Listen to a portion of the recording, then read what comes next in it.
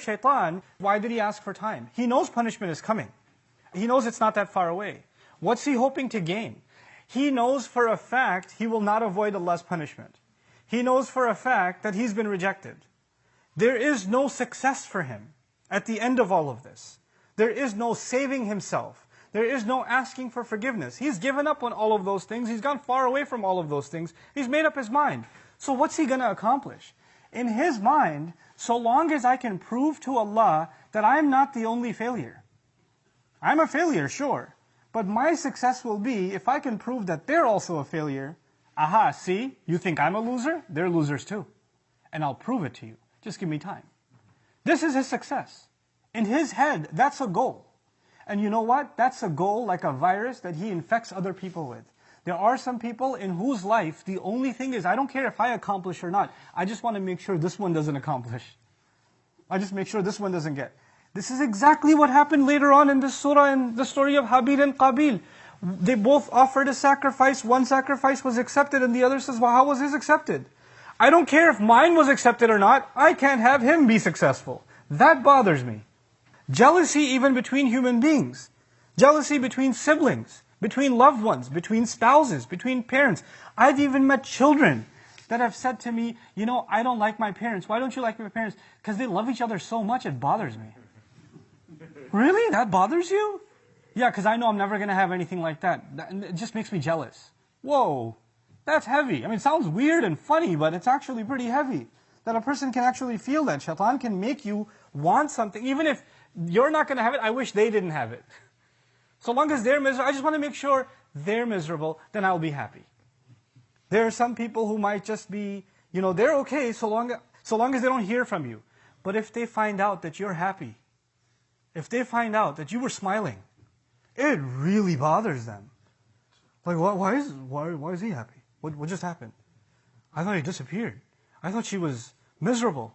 And now I see this picture somewhere, or I see this video somewhere, or I heard from somewhere that they were happy. Huh? What is this? And then the thought of, how did they get away with it? How are they smiling again?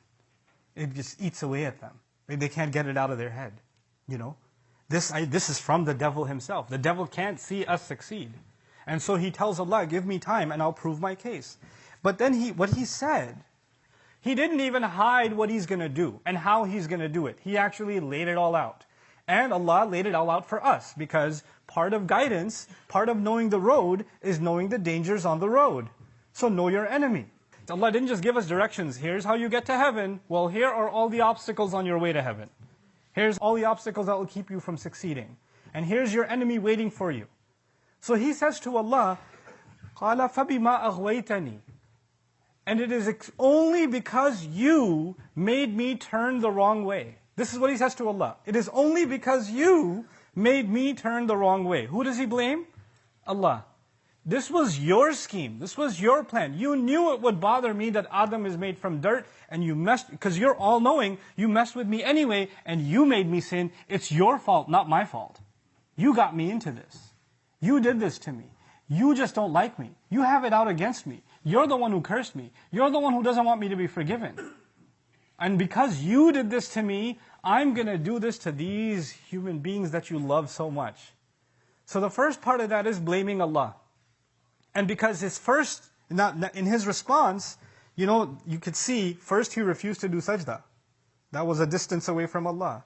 Then he took another step and he said, well, I'm better. Another step away from Allah. That's an act of arrogance. But now he's taken a huge step away from Allah. When he says, no, not only am I not wrong, you're the one who's wrong. You're the one who did wrong to me. Now he's blaming Allah. He's taking even another step. Guess what he's going to do with humanity? He's going to come to each one of us, and first he's going to make us disobey Allah. We all disobey Allah at some point. We're not perfect. We're going to make mistakes. But that's one thing. And then maybe one time you make a mistake, you feel bad, you ask Allah to forgive, you repent, you cry, you feel guilt inside you. That just makes you human, and that makes you like Adam alayhi salam. But he comes and makes you sin again, convinces you to sin again, convinces you to sin again. And the next time, he adds another worse step that takes you, it's way worse than the sin. Sin is bad, but something way worse is when you start justifying it. It's way worse. When you start giving a logical explanation for why you sinned. Well, I was under a lot of pressure, or I did this, or I had this reason or that reason. You don't understand what I was going through. I was really upset at the time. I have my reasons.